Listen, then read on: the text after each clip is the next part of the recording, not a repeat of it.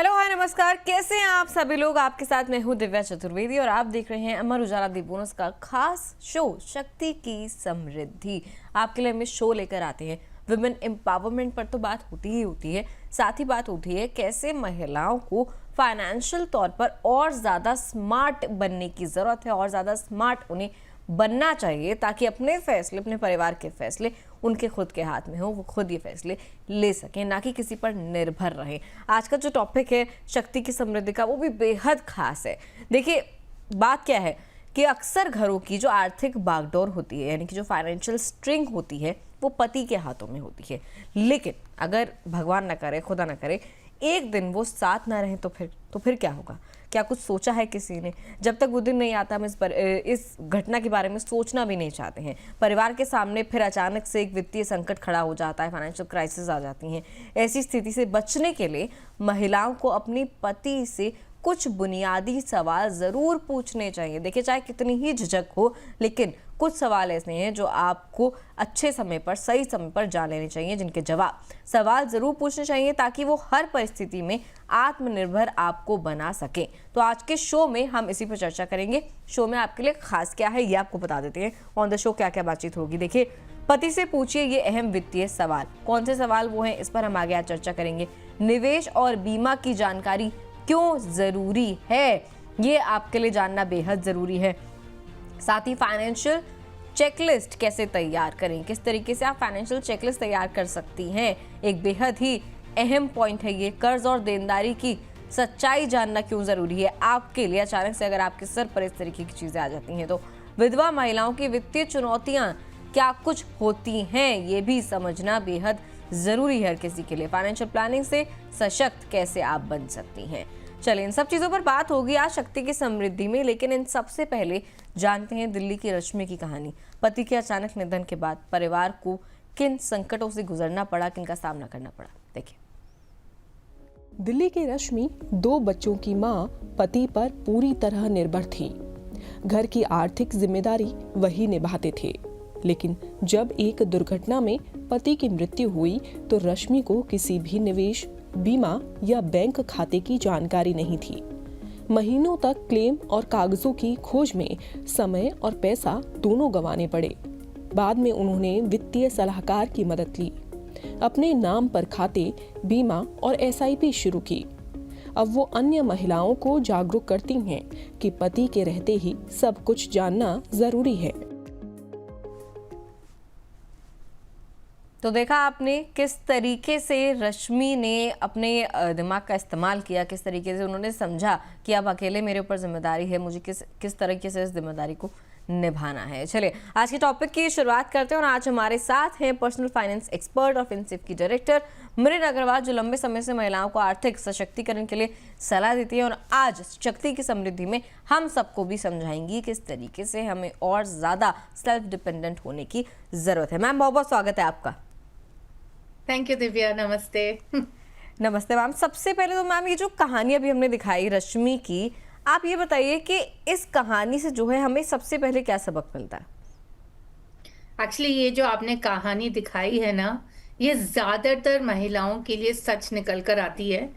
And इससे हमें एक ही चीज जो हमें पानी चाहिए इस स्टोरी से, या हर किसी के मतलब आजू बाजू उनके सर्कल्स में वो किसी ना किसी को तो जानते होंगे जो इससे गुजर रहे होंगे। तो जब कोई इंसान इससे गुजर रहा है तो लोग सिंपैथाइज करने वाले बहुत होते हैं और बोलने वाले, अरे ये है वो है एंड एवरीथिंग, बट कोई अपने लिए कुछ एक्शन नहीं लेता है। तो सबसे पहले तो मैं यही बोलूंगी कि it is very very important कि हमें अपने फैमिली के फाइनेंसेस की जानकारी होनी चाहिए, क्योंकि कल अगर कोई ऐसी सिचुएशन आ जाए, मतलब मेडिकल इमरजेंसी हो सकती है या डेथ ऑफ स्पाउस हो सकता है, जब भी कुछ ऐसे सिचुएशन आ जाए तो उस समय में आपको ही संभालना पड़ेगा। और अगर आप ये नहीं जानेंगे कि हमारे फैमिली फाइनेंसेस क्या हैं, कौन सा हेल्थ इंश्योरेंस है हमारे पास, या कहाँ से हम इमरजेंसी में पैसे निकाल सकते हैं, और नहीं तो even after death of spouse अगर आपको कुछ नहीं पता है तो आप कैसे कुछ कर पाएंगे आगे जाकर, राइट? और एक और बात मैं बोलना चाहूंगी दिव्या कि आज की जो महिला है, मतलब सर्जन्स हैं, डॉक्टर्स हैं, इंजीनियर्स हैं, साइंटिस्ट हैं, एक्चुअली मैं बोलना चाहूंगी कि पैसे संभालने का इतना मुश्किल काम नहीं है जितना ये सब काम करने का है। ठीक है मैम। मैम जैसे कि आपने बोला कि भगवान ना करे अगर स्पाउस डेथ वाली स्थिति आ जाती है, मैम इस स्थिति से पहले से प्रिपेयर रहने के लिए, इसका सामना करने के लिए महिलाओं को अपने पति से कौन से ऐसे बुनियादी वित्तीय सवाल हैं जो ज़रूर पूछने चाहिए? और अक्सर ऐसा क्यों होता है कि महिलाएं या फिर घर में जो पार्टनर्स हैं, मैरिड पार्टनर्स हैं, वो भी आपस में पैसों को लेकर बात करने में इतना ज़्यादा झिझकते हैं या फिर इस तरीके की सिचुएशन के बारे में बात करने से खुद को रोकते हैं? एक्चुअली ना ये बहुत टैबू टॉपिक है, क्योंकि आप देखिए ना सदियों से चला आ रहा है कि ऐसा है कि औरतें घर संभालेंगी और जो आदमी लोग हैं वो बाहर जाके बाहर का काम संभालेंगे, राइट? सो इवन दो अब आजकल तो सिचुएशन बहुत बदल गई है, बहुत सारी महिलाएं काम कर रही हैं, बट क्या हो रहा है ना कि जो महिलाएं हैं वो आकर जो उनकी कमाई है या तो अपने पति को या किसी अपने घर वाले को, जैसे पिता को या भाई को दे देते हैं कि आप संभालो। सो प्रॉब्लम ये है कि हमें बचपन से कहा जाता है कि ये आपका काम नहीं है, और ये हमारे जहन में घुस जाता है कि भाई ये हमसे नहीं होगा, अगर हम ये काम करेंगे तो हम गलती ही करेंगे, right? And end of the day you don't want to be judged by anybody. तो सबसे पहले तो आई विल से, पहले तो ये थॉट प्रोसेस आप अपने दिमाग से निकालिए, राइट? आजकल ऐसा कुछ काम नहीं है जो महिलाएं नहीं कर सकती हैं, तो सर्टेनली ये काम आप ज़रूर कर सकते हैं। अच्छा, और दूसरी बात बहुत इम्पॉर्टेंट है, आप घर की हर बातचीत आप लोग साथ में डिसाइड करते हैं। जो इम्पॉर्टेंट चीज़ें होती हैं, फॉर एग्जांपल बच्चों की पढ़ाई को लेकर, या अगर आपको घर खरीदना है, या जो भी घर के जो इम्पॉर्टेंट मामले होते हैं वो लोग सब आप मिल के डिसाइड करते हैं। तो ऐसा क्यों है कि जब पैसे की बात आती है उसमें आप मिलके डिसाइड नहीं कर रहे हैं? तो आपको इस एटीट्यूड से जाना है कि ये मेरे लिए बहुत ज़रूरी है जानना कि हमारे फैमिली फाइनेंसेस का क्या हाल है, मतलब कहाँ हमारी बीमा है, कहाँ हमारा निवेश है, क्योंकि ये मेरे हित के लिए अच्छा है। और इसमें मतलब एक और बात जो दिव्या बहुत होती है ना कि अगर कोई भी महिला पैसों के बारे में बात कर दे तो वो उनको मनी माइंडेड माना जाता है। आई फील कि थोड़ा ना ये सब से निकलकर हमें अपना जो इंटरेस्ट है, अब में अपने हित के बारे में सोचना है कि हमारे लिए क्या अच्छा है, और जैसे हम अपनी सेहत का ख्याल रख रहे हैं वैसे ही हमें अपने फाइनेंशियल हेल्थ के बारे में ख्याल रखना है। तो सबसे पहले हमें क्या करना है, राइट? सबसे पहले हमें खुद जानकारी होनी चाहिए कुछ। अब ये एक सब्जेक्ट है जो कहीं भी स्कूल में नहीं पढ़ाया है, कॉलेज में नहीं पढ़ाया है, घर में इस बारे में बात नहीं हुई है।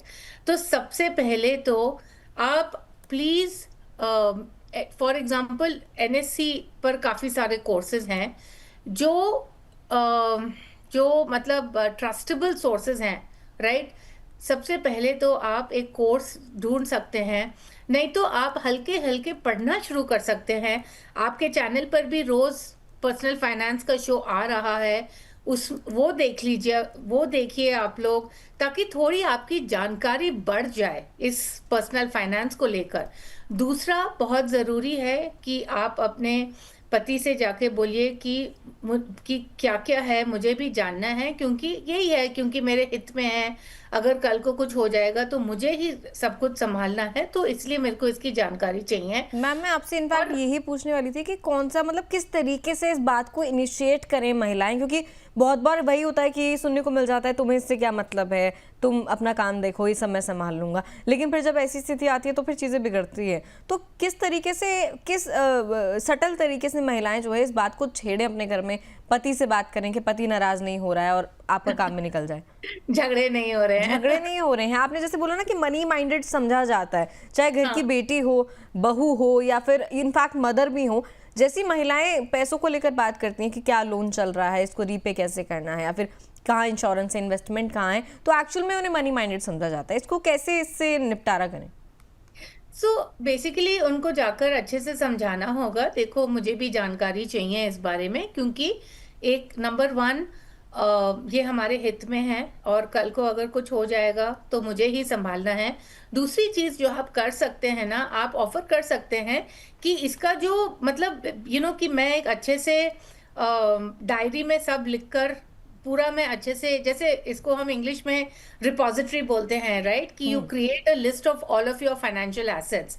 सो ज्यादातर दिव्या ऐसे ही होता है कि लोग निवेश, बीमा हो, इधर उधर वो डॉक्यूमेंट्स पड़े रहते हैं। तो आप एक्चुअली जाकर बोल सकते हैं कि मैं इस सबको कंसोलिडेट करके एक अच्छी सी फाइल बना सकती हूँ, या तो फिजिकल फाइल बनाइए, या अगर आप कंप्यूटर पर कर सकते हैं तो कंप्यूटर में एक्सेल में कर लीजिए। तो इस तरह क्या होगा ना कि एक तो आपको मतलब you will get a good idea कि क्या क्या फैमिली के एसेट्स हैं, एंड इस तरह फिर आपको भी मालूम है अच्छा अब मुझे किस चीज के ऊपर इंफॉर्मेशन या मुझे किस चीज के ऊपर और जानकारी चाहिए। सो ये 2-3 तरीके हैं। और अगर ये सब कहने के बाद भी अगर तभी भी मतलब आपका पार्टनर आपको इंफॉर्मेशन नहीं दे रहे हैं, then I think it is very important कि आपको खुद किसी तरह अपने लिए फाइनेंशियल इंडिपेंडेंट होना पड़ेगा, क्योंकि आपके पास कोई ऑप्शन नहीं है। मतलब इसका और कोई मतलब मैं आपको उपाय नहीं दे सकती हूँ, क्योंकि और कोई उपाय ही नहीं है। ठीक है मैम। चलिए, एक तो ये पॉइंट आया निकल के कि एक कंसोलिडेटेड फाइल आप बना सकती हैं अपने परिवार के सामने, कि ऑप्शन रख सकती हैं कि तमाम चीज़ें मैं इकट्ठी करके एक पूरी फाइल प्रिपेयर करूँ। मैम, इसके अलावा घर की महिलाओं को कौन कौन से और डॉक्यूमेंट्स हैं जो अपने पास रखने ही चाहिए? देखिए, जो फाइनेंशियल डॉक्यूमेंट्स हैं उसमें सबसे पहले तो बैंक का जो डिटेल्स हैं। अब देखिए आजकल काफ़ी सारे डॉक्यूमेंट्स इलेक्ट्रॉनिक फॉर्म में है। सो फॉर एग्जांपल आजकल banks don't give you passbooks, right. So जो आपकी जो पासबुक होती है, स्पेशली अगर आपके पास कोई प्राइवेट बैंक का अकाउंट है तो उधर तो कोई पासबुक नहीं है, राइट। सो आपको फिर आपके पास इन दैट केस अगर वो सारे डिटेल्स इलेक्ट्रॉनिक फॉर्म में है तो उसका फिर आपको login ID and password you need to know, right. दूसरा, सेम डीमैट अकाउंट के लिए भी सेम चीज मैं बोलूंगी। तीसरा, इंश्योरेंस के जो डॉक्यूमेंट्स हैं वो आपको जरूर अपने पास रखने चाहिए, और इसमें बहुत जरूरी है, सारे डॉक्यूमेंट्स में बहुत जरूरी है कि बस डॉक्यूमेंट ही नहीं लेकर रख रहे हैं, उसमें हमें सबसे पहले चेक करना है mode of holding. Is it single holding, anyone और सर्वाइवर, या जॉइंट होल्डिंग, ओके।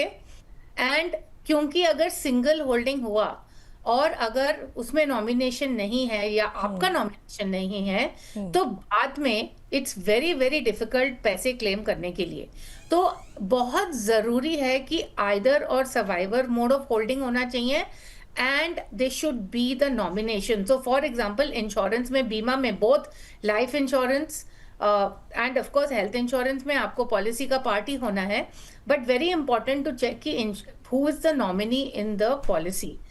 दूसरा तो फॉर एग्जाम्पल फिक्स डिपॉजिट्स वगैरह भी आजकल तो सभी चीजें ऑनलाइन हो गई हैं, तो मैं यही बोलूंगी कि जो भी आपके पास जो ऑनलाइन इन्वेस्टमेंट्स हैं उसका आपको लॉगिन आईडी एंड पासवर्ड जरूर चाहिए, कि वो जो अकाउंट्स हैं उसके लॉगिन आईडी एंड पासवर्ड आपको जरूर रखने चाहिए, जरूर चाहिए। तो मैम, पॉलिसी की बात हो गई, एफडीज की बात हो गई, जो आपने इन्वेस्टमेंट के पर्पज से ही जो चीज़ें करी, इसके अलावा मैम सेविंग्स अकाउंट में भी कितना ज़्यादा ज़रूरी है एक नॉमिनी बना के रखना? Because there I am one of my relative is facing a situation जहाँ पर माई अंकल गॉट एक्सपायर्ड, वो एक्सपायर हो गए हैं। अब उनका जो बेटा है वो, उसको बहुत ज़्यादा प्रॉब्लम हो रही है क्योंकि कोई भी अकाउंट एक्सेस नहीं हो पा रहे हैं। ऑब्वियसली पिन्स हैं बहुत तरीके के, चाहे ऑनलाइन हो या फिर बैंक अकाउंट में एटीएम का पिन हो, लेकिन क्या अब उसे इतना लंबा प्रोसेस गो थ्रू करना पड़ेगा, डेथ सर्टिफिकेट एंड ऑल ले जाकर? अगर वो नॉमिनी इस केस में बना देंगे फिर क्या होगा? देखिए, नॉमिनी होना बहुत जरूरी है, क्योंकि ऐसा है आप सोचते हैं कि नॉमिनी की क्या जरूरत है, अगर इंसान की डेथ हो जाएगी तो उनके फैमिली मेंबर्स जाके क्लेम करेंगे, बट बैंक को कैसे पता कि आप उनके फैमिली मेंबर हैं, राइट। और बैंक के पास टाइम नहीं है ढूंढने के लिए कि आप उनके फैमिली मेंबर हैं, या ये सर्टिफाई करने के लिए कि आप उनके फैमिली मेंबर नहीं हैं। तो जो भी फाइनेंशियल इंस्टीट्यूशंस हैं वो हर समय दो चीजों के साथ में जाएंगे। एक तो जो प्राइमरी होल्डर था when that person was alive, उन्होंने किसी को नॉमिनेट किया है, इसका मतलब उन्होंने बोला है कि मेरे बाद में इस आदमी या औरत को, इस इंसान को, मेरे जो पैसे हैं, एसेट्स हैं, बैंक को इनके खाते में ट्रांसफर करना है, राइट? तो अगर ये जो primary holder when he was alive, if he has made the nomination, तो bank will simply transfer it. Of course nominee को जाकर क्लेम फॉर्म, केवाईसी वगैरह देना पड़ेगा, बट ये जो प्रोसेस है it is much faster, right?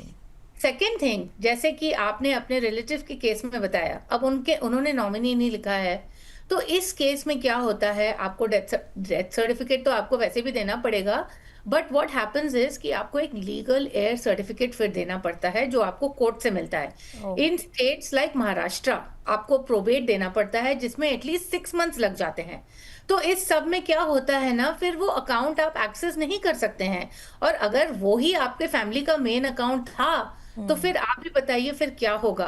तो इसीलिए भी बहुत जरूरी है, मैं ये फिर से रीआइट्रेट करना चाहूंगी कि जब आप पेपर वर्क को देख रहे हैं, बहुत ही जरूरी है कि आप देखिए नॉमिनी कौन है, राइट?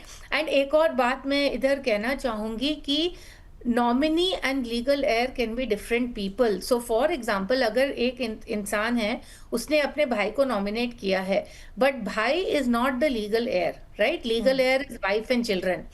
तो ऐसे केसेस में क्या होता है कि अगर भाई क्लेम भी करते हैं तो वो भाई को फिर जो इंसान जो प्राइमरी होल्डर था, उनके वाइफ एंड चिल्ड्रन को उनको पैसे देने चाहिए।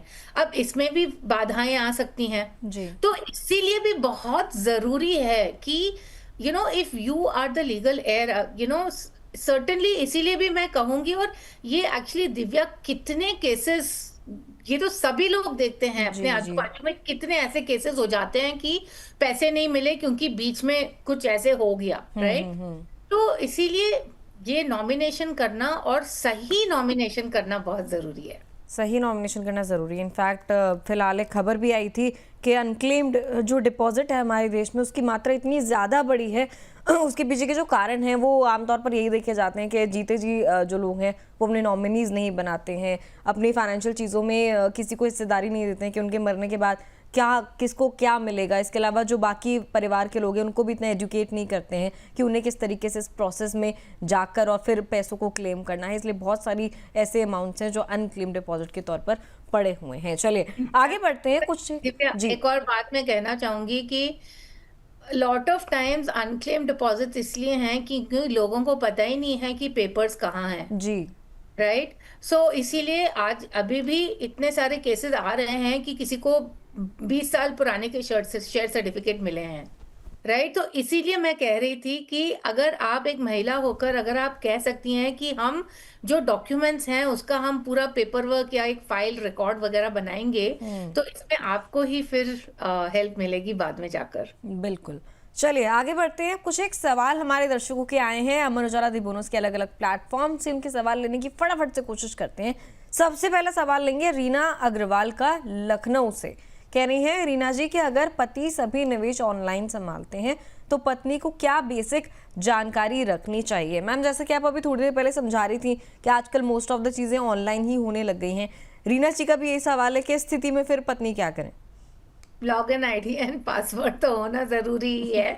आई मीन ऑफ कोर्स उसके अलावा यू शुड नो कि क्या इन्वेस्टमेंट्स वगैरह सब हैं, but most important is login ID and password. Most important is login ID and password. चलिए आगे बढ़ते हैं। नीलम भटनागर जयपुर से पूछ रही हैं, अगर पति पूरी जानकारी साझा नहीं करना चाहते तो फिर महिला क्या करें? ऐसी सिचुएशन में क्या करें? आई थिंक इसके बारे में तो हमने ऑलरेडी बहुत बात की है, राइट? कि मैंने बोला था ना कि आप जाके बोलिए कि ये हमारे हित में है और मैं रिकॉर्ड रख सकती हूँ।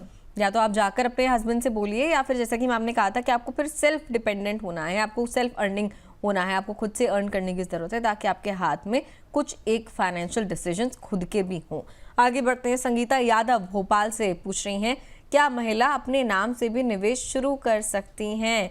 मैम, ये देखिए आपकी किस तरीके से महिलाएं जो हैं इतनी अनएक्सपोज्ड हैं फाइनेंशियल चीज़ों के प्रति कि संगीता जी इस तरीके का सवाल पूछ रही हैं, क्या महिलाएं अपने नाम से निवेश शुरू कर सकती हैं? आप इस पे मैम क्या कहना चाहेंगी? क्यों नहीं, क्यों नहीं? आप अगर आजकल वोट कर सकते हैं, आप सब कर सकते हैं, तो आप निवेश क्यों नहीं कर सकते हैं अपने नाम में? बिल्कुल। तो आपने देखा संगीता जी किस तरीके से मैम ने कहा कि आप बिल्कुल निवेश शुरू कर सकते हैं। जितनी जल्दी आप निवेश की शुरुआत करेंगी आपके लिए और आपके परिवार के लिए उतना बेहतर होगा। जिस तरीके से ये तमाम लोगों ने सवाल भेजे, और सवाल भी आप लोग भेज सकते हैं, तरीका बेहद आसान है। शक्ति की समृद्धि के लिए आप हमें सवाल भेजिए 9354027995। इस नंबर पर आप पहले शक्ति लिखिए अपने टेक्स्ट मैसेज में, उसके बाद अपना सवाल हमें व्हाट्सएप कर दीजिए तो आपका सवाल सीधा हमें मिल जाएगा और हमारे शो में उसे शामिल करने की हम पूरी कोशिश करेंगे। चलिए आगे बढ़ने से पहले अब चलते हैं हम हमारी सहयोगी अंजलि के पास, जो महिलाओं से जुड़ी कुछ अहम जानकारी आप सभी के लिए लेकर आई हैं। बहुत शुक्रिया दिव्या। और देखिए, हर सेक्टर में हम देख रहे हैं कि महिलाओं की जो हिस्सेदारी है वो किस तरीके से बढ़ती जा रही है, लेकिन ये आपको पता होना चाहिए कि कौन कौन सा ऐसा सेक्टर है जिसमें महिलाओं की हिस्सेदारी है। ये हम एक डेटा के जरिए आपको समझाएंगे। देखिए, महिलाओं की कहाँ कितनी जो हिस्सेदारी है वो हम देखते हैं। जीडीपी की अगर हम बात करते हैं तो यहाँ पर 18% की हिस्सेदारी महिलाओं की है।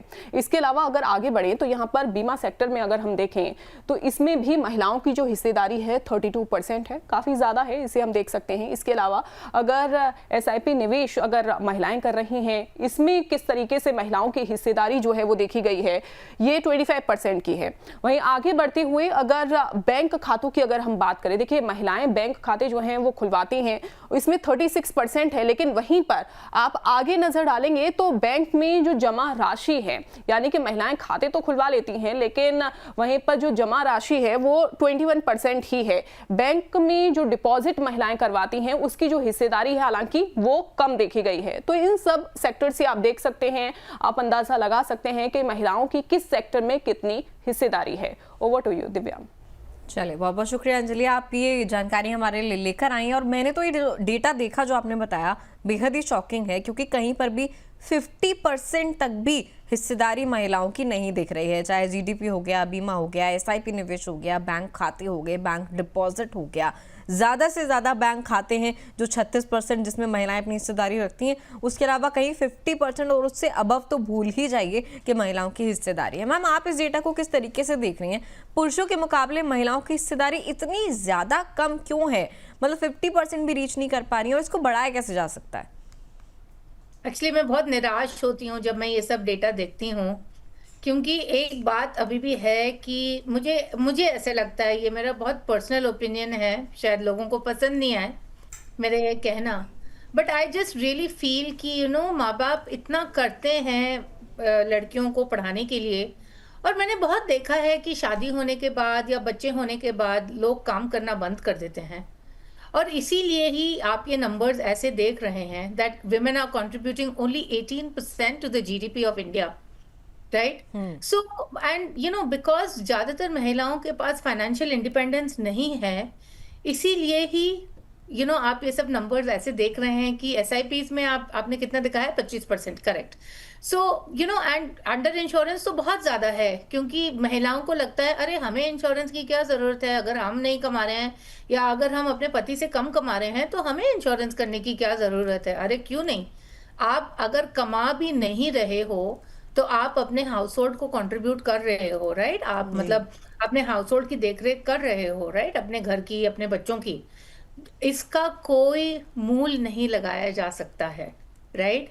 So it's because of these factors. और मैं ये ही बोलूंगी कि दिव्या, सच बात ये है कि जो फाइनेंशियली इंडिपेंडेंट विमेन रहती हैं उनको ये दुनिया बहुत अलग नजरिए से देखती है, and even within the relationship as well. So मैं यही कहूंगी कि अगर हमें ये नंबर्स बढ़ाने हैं तो I think more women need to work and not give up work.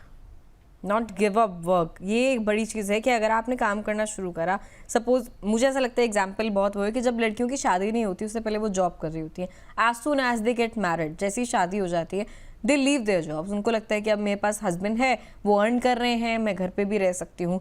लेकिन ऐसा नहीं है, जैसा कि मैम ने अभी बोला कि जो महिलाएं अर्न करती हैं उनको बहुत अलग नज़र से देखा जाता है, चाहे उनके खुद की घर में उनके पेरेंट्स हों, उनका स्पाउस हो, उनके बच्चे हों, उनको बहुत ही अलग नज़रिए से देखा जाता है। फ़र्क बहुत ज़्यादा है, बहुत साफ है, हमें साफ देखने को मिलता है। मैम, इसके अलावा बात हो रही थी कि अगर स्पाउस की डेथ हो जाती है उस सिचुएशन में महिलाएं क्या करें। मैम, पूछने में थोड़ा सा ये असहज लगता है, लेकिन अगर किसी के पति गुजर जाते हैं, निधन हो जाता है, तो सबसे पहला स्टेप, फर्स्ट स्टेप क्या होना चाहिए किसी भी वाइफ का, किसी भी महिला का? देखिए, I will just say this कि ये जो जिम्मेदारी है क्लेम्स करने की, like for example bank account change करने की या इंश्योरेंस क्लेम करने की, जो भी ये जिम्मेदारी है, जो भी ये काम है, आप किसी और को मत सौंपिए। राइट? ज्यादातर क्या होता है कि अगेन जो महिलाएं होती हैं वो किसी आदमी को सौंप देती हैं अपने सर्कल में, जो भी है, भाई, देवर, पता नहीं जो भी है, आई डोंट नो कौन हो सकता है, बेटा, कोई भी हो सकता है। राइट? आई विल से सबसे पहले ये आप मत कीजिए। And remember, decision making power आपका ही होना चाहिए। एंड एक और बात जो मैंने बहुत देखा है ना दिव्या, कि बहुत ज्यादा हम दूसरों से पूछते हैं, ऐसे करें, ऐसे करें। जी। अगर हम सपोज आपका कहीं बैंक में अमाउंट आ गया है, फॉर एग्जांपल आपने इंश्योरेंस क्लेम किया और वो इंश्योरेंस का पैसा आ गया है, तो हम बहुत दूसरों से सलाह लेते फिरते हैं। जैसे फैमिली में 10 लोगों से हम पूछ लेंगे। तो इसमें क्या होता है ना, देखो, सबकी अलग अलग राय होती है, सबका अलग अलग इंटेंट होता है। राइट? और ज्यादातर मैं इसीलिए इतना नेगेटिवली बात कर रही हूँ क्योंकि ज्यादातर, दिव्या, मैंने नेगेटिव केसेस ही देखे हैं विमेन के साथ में, कि स्पेशली जब स्पाउस की डेथ होती है, कि विमेन को कितने मुश्किल दौर से गुजरना पड़ता है, फाइनेंशियली ऑल्सो। एंड मैंने बहुत केसेस ऐसे देखे हुए हैं जहां पर अमाउंट अच्छा खासा आता है। मैंने कोविड में इतने केसेस देखे जहां पर अमाउंट इतना अच्छा आया, एंड किसी ना किसी तरह फैमिलीज ने वो अमाउंट टेक ओवर कर लिया। Right? So I will say this is the most important step. Step number 2 of course is कि आप ऑब्वियसली, फिर अगर आपने कोई रिकॉर्ड नहीं बनाया है, आपको मालूम नहीं कि बैंक अकाउंट कौन सा है, भाई किसके साथ डील कर रहे हैं, तो आपको ये डिस्कवरी करनी पड़ेगी। एंड ये बहुत पेनफुल होती है दिव्या, क्योंकि कोई भी ठीक से पेपर वर्क नहीं रखता है। तो आपको जो सारे पेपर्स जहां आपके घर में जहां सारे पेपर्स रखे हैं, उसके थ्रू में आपको मतलब सब देखकर, एंड दिव्या, मैं आपको बता रही हूँ, देयर आर पीपल, देल से मुझे डेबिट कार्ड का पिन नहीं मालूम है, मुझे नहीं मालूम है कि कौन सा बैंक अकाउंट था, कौन सा डीमैट अकाउंट था। हमें ऐसे केसेस आते हैं कि उनको कुछ नहीं मालूम है, वो क्या कर सकते हैं। तो मैंने कहा, अगर उनको ही कुछ नहीं मालूम है तो और कोई इंसान क्या कर सकता है फिर उनके लिए। बिल्कुल। So it is, you have to then search for all the documents and then go to all the financial institutions like bank, insurance and everything. And एक और है कि ये यूटिलिटीज भी आपको अपने नाम में करनी है, गैस, इलेक्ट्रिसिटी वगैरह, वो सब भी आपको फिर व्हीकल, हाउस वगैरह वगैरह सब आपको अपने नाम में करना है। But 2 main things, do not give this management to anybody else. आप खुद कीजिए, आप खुद डिसीजंस लीजिए। एंड ऑफ कोर्स सारे पेपर्स को लेकर एज अ लीगल एयर आप फाइनेंशियल इंस्टीट्यूशंस को अप्रोच कर सकते हैं टू डू द ट्रांसमिशन। चलिए, एक तो मैम मुझे लग रहा है चैलेंज यही है कि बहुत ज़्यादा लोग राय देने आ जाते हैं, और लोग भी जो होते हैं वो अक्सर लोगों से राय मांगने भी चले जाते हैं। 10 लोग 10 तरीके की राय देंगे। एक चैलेंज तो ये है। इसके अलावा मैम, कौन से ऐसे फाइनेंशियल मोर्चे पर चैलेंजेस हैं बड़े जो महिलाओं को फेस करने पड़ते हैं जब वो विडो हो जाती हैं, विधवा हो जाती हैं? तो आई थिंक कि वो पैसे को कैसे संभालें, ये सबसे बड़ी दुविधा होती है, क्योंकि उनको मालूम नहीं ना, उन्होंने कभी जिंदगी में, मतलब देखिए, अगर आपने 20-30 साल शादी के आपने कुछ नहीं किया है, आपको कुछ नहीं मालूम है, तो आप कैसे जानेंगे कि अब क्या करना है। राइट? तो सबसे पहले तो ये आ जाता है। दूसरा, ये भी प्रॉब्लम बहुत आता है कि मतलब जैसे परिवार वाले, दे विल से कि हमारी ये जरूरतें हैं, आप उसके लिए पैसे दे दीजिए। सो ये भी एक प्रॉब्लम काफी ज्यादा आता है। But I will say the most difficult part is कि अब हम पैसे कहाँ लगाएं। और इसके लिए मैं यही बोलूंगी, अगर आप कुछ नहीं जानते हैं इसके बारे में, तो बेस्ट जो अच्छे बैंक्स हैं इंडिया में, जो बड़े बैंक्स हैं, उसमें आप जाकर एक एफडी डाल दीजिए। इधर उधर मत डालिए। अगर आपको समझ नहीं है तो प्लीज इधर उधर मत डालिए। किसी ने बोला ये कंपनी का बॉन्ड अच्छा है, ये चिट फंड अच्छा है, वो अच्छा है, ये अच्छा है, कुछ मत कीजिए। अगर आपको ये सब समझ में नहीं आता है, जानकारी नहीं है, अच्छा बड़ा नेशनलाइज बैंक लीजिए, उसके बैंक एफडी में पैसे डाल दीजिए। उसके बैंक एफडी में आप पैसे डाल दीजिए। चलिए आगे बढ़ते हैं। कुछ एक दर्शकों के सवाल और हमारे पास आए हुए हैं, उनके सवाल लेने की कोशिश करते हैं फटाफट से। देहरादून से सवाल है कविता जोशी जी का, कह रही है क्या बीमा और नॉमिनी अपडेट एक ही बात है मैम? नहीं, बीमा का मतलब लाइफ इंश्योरेंस। बीमा मतलब कि अगर एक इंसान है, उसकी डेथ हो जाती है, तो उसकी डेथ के बाद में जो अमाउंट है लाइफ इंश्योरेंस का, वो उसके नॉमिनी को चला जाता है। तो नॉमिनी वो है जिसको एक इंसान के डेथ के ऊपर जिसको पैसे मिलेंगे बीमा में। ठीक है। चलिए पूनम मिश्रा पटना से पूछ रही हैं, अगर पति का कर्ज है तो क्या पत्नी को ये कर्ज चुकाना पड़ता है? मैम इस सिचुएशन में क्या होता है, जैसे अगर पति ने होम लोन लिया हुआ है, अगर उनकी डेथ हो जाती है, एक्सपायर हो जाते हैं, तो फिर क्या पत्नी को ये कर्ज चुकाना पड़ेगा? कई बार हमने ऐसा भी देखा है कि लोन की स्थिति में जो लोन टेकर है उसके साथ को एप्लीकेंट्स भी होते हैं, पत्नी हो गई या बच्चे का नाम उसमें डाल देते हैं वो। इस सिचुएशन में क्या होता है? देखिए बहुत सिंपल है, अगर आप लीगल एयर हैं, अगर आप पैसे इनहेरिट कर रहे हैं, तो आप लोन्स भी इनहेरिट कर रहे हैं। Okay, so 2 things, credit card bills outstanding आपको पे करना पड़ेगा, आपकी रिस्पॉन्सिबिलिटी है as a legal heir to pay the bill. Number 2, loans आपको पे करने ही पड़ेंगे, एंड स्पेशली अगर आप को बोरोवर हैं तो आपको करना ही पड़ेगा, राइट? सो ऐसा नहीं है कि किसी के डेथ के ऊपर लोन नहीं हमें रीपे करना है, एंड इनफैक्ट वो लोग आपके पीछे आएंगे लोन लेने के, लोन के पैसे भरने के लिए। तो इसीलिए जो जैसे होम लोन जैसे जो बड़े लोन होते हैं, इसीलिए वो एक इंश्योरेंस के साथ, जनरली तो आजकल तो कोई भी बैंक इंश्योरेंस के बिना वो लोन नहीं देती है, तो इसीलिए वो इंश्योरेंस होता है। बट फॉर एग्जांपल अगर किसी ने पर्सनल लोन लिया हो या कुछ ऐसे कार लोन या कुछ लिया हो जिसमें इंश्योरेंस नहीं होता है, तभी भी लीगल एयर का रिस्पॉन्सिबिलिटी रहेगा कि उनको लोन चुकाना पड़ेगा। और मैम जो मेन एप्लीकेंट और को एप्लीकेंट वाली बात है, अगर इंश्योरेंस के साथ भी उन्होंने ये लोन लिया है, होम लोन, क्योंकि बड़ा अमाउंट होता है, लंबे समय के लिए होता है, और ऐसे में जो मेन एप्लीकेंट है जैसे कि जो ब्रेड अर्नर है जो हाउस का, उनको कुछ हो जाता है, तो क्या उस सिचुएशन में इंश्योरेंस कंपनी उस लोन को रिकवर कर देगी, मतलब वो डील कर लेगी, या फिर जो को एप्लीकेंट्स के नाम है उन्हें भरना ही पड़ेगा? नहीं, लोन तो चुकाना ही पड़ेगा। एंड जो इंश्योरेंस होता है ना, अगर आप अपने लोन के साथ लेते हैं तो वो एनीवे जो इंश्योरेंस पॉलिसी है it is assigned to the insurance company. तो in case of death of the individual, the insurance company will take the money from there. Okay, चलिए आगे बढ़ते हैं। सुनीता राय कोलकाता से पूछ रही हैं, क्या डिजिटल फोल्डर में सभी वित्तीय जानकारी रखना सुरक्षित हो सकता है? मैम डिजिटल ज़माना है आजकल, और सुनीता जी का जो सवाल है मुझे लगता है वाजिब है कि डिजिटल फोल्डर में सभी फाइनेंशियल चीज़ें रखना, क्या कोई हैकिंग का डर या फिर लीक होने का डर जानकारी के? वो तो है ही, इसीलिए आप पासवर्ड प्रोटेक्ट करके रख सकते हैं। अब ये तो प्रॉब्लम है ही, मतलब अगर आपको लगता है कि आप फिजिकल रिकॉर्ड बना सकते हैं तो आप वो कर दीजिए, बट यस, नहीं तो पासवर्ड प्रोटेक्ट कीजिए। ठीक है, चलिए आखिर के कुछ सवाल हैं हमारे। मैम किन फाइनेंशियल टूल से महिलाएं जो हैं सबसे ज़्यादा आत्मनिर्भर, सेल्फ डिपेंडेंट बना सकती हैं खुद को? देखिए ऐसे तो मतलब मैं बोलूँगी हमारी कंपनी है Finsafe, we are a financial education company, और हम इधर एजुकेट करने के लिए ही हैं। हम लोग अभी आप हमें लिख सकते हैं, we have various tools available just for learning, right? दूसरा कि मैं कह रही हूँ कि बहुत ये जो लोग ये जो रील्स बनाते हैं और जो फिन इन्फ्लुएंसर्स जिनको बोलते हैं, फाइनेंशियल इन्फ्लुएंसर्स जो जिनको बोलते हैं, उनसे आप बच के रहिए और उन लोगों से कोर्सेज वगैरह मत लीजिए। अगर आपको कोई कोर्स करना भी है, मैं कह रही हूँ NSE एकेडमी के वेबसाइट में जाइए, उसके थ्रू आप कोर्स ले सकते हैं। That's a very credible, national stock exchange की एकेडमी है। सो आई विल जस्ट से कि look for the credible sources, but ऐसा कोई एक टूल नहीं है जिसके जरिए आप सीख भी सकते हैं, इन्वेस्ट भी कर सकते हैं।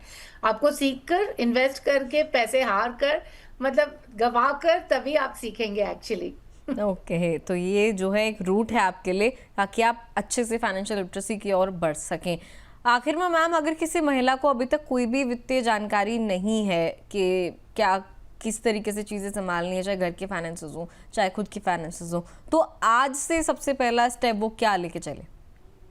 सबसे पहले तो आप आपका शो रोज देखें क्योंकि आपके शो में आप लोग रोज अलग अलग टॉपिक कवर कर रहे हैं, राइट?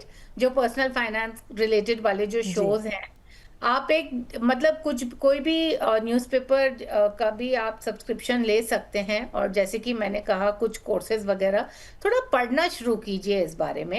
एंड पढ़ना, मैं यही बोल रही हूँ कि अगेन ये जो रील्स हैं, 1-2 मिनट के जो ये वीडियोस होते हैं उसके ज़रिए नहीं, अच्छे से आप शो में, अभी जैसे ये आधे घंटे का शो है, इसमें आप टाइम लगाइए, थोड़ा आप अपने आप से भी इंटरनेट में पढ़िए, राइट, एंड उसके बाद में ही कुछ कदम कीजिए।